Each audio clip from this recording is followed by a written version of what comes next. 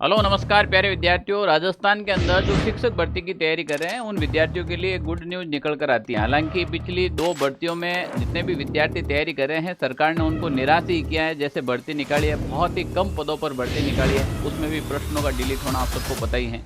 अब हम बात कर रहे हैं कि एक लंबे समय से चल रही थी कि शिक्षा विभाग में 10 साल बाद स्टाफिंग पैटर्न की तैयारी 85,000 पद बढ़ेंगे। ये पुरानी न्यूज है, आप सबको पता है, ये मैं पहले भी एक वीडियो में बता चुका हूँ। पर इस पर अब सरकार ने काम किया है।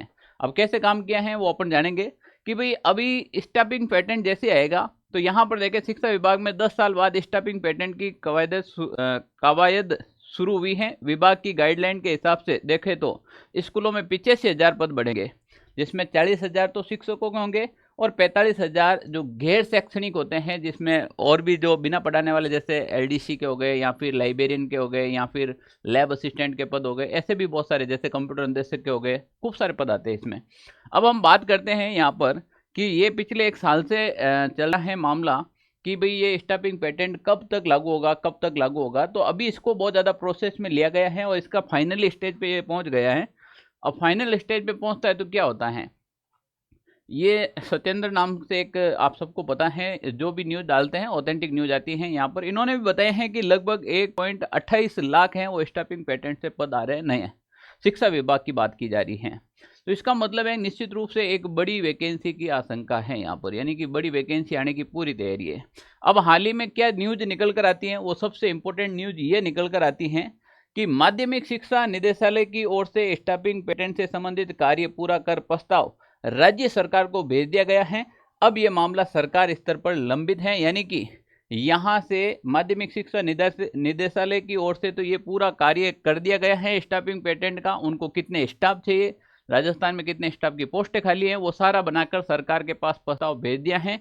अब सरकार के हाथ में है कि ये बड़ी कितनी वैकेंसी निकाले और कितनी जल्दी निकाले। ठीक है ना, आगामी चुनाव वगैरह इन सब चीज़ों को ध्यान में रखे तो एक बड़ी वैकेंसी सरकार जरूर निकालेगी। हाँ, ये है कि समय पर निकालेंगे तो बच्चों का फायदा हो जाएगा यहाँ पर।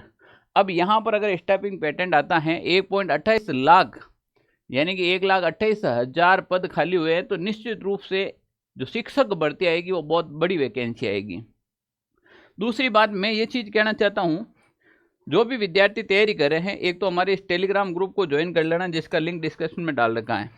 और दूसरी सबसे इंपॉर्टेंट बात है कि देखो भाई, राजस्थान के अंदर सबसे बेस्ट जॉब मुझे लगती है तो वो शिक्षक की लगती है। मास्टर बहुत ही शानदार है। अब मास्टर बनने के लिए थोड़ा सा समय लगता है, तो अभी कोई विद्यार्थी पढ़ता है, इन दिनों के अंदर पढ़ता है, तो मुझे लगता है कि उनको कम से कम, ज़्यादा नहीं तो अभी हम बात करें तो 8 से 10 महीने का अच्छा समय मिलता है। कितनी भी वैकेंसी जल्दी आएगी तो 8 से 10 माह का अच्छा समय मिलता है। और इतने समय में आप, ये आपका गोल्डन टाइम पीरियड है, इसमें आप तैयारी अच्छे से कर सकते हो।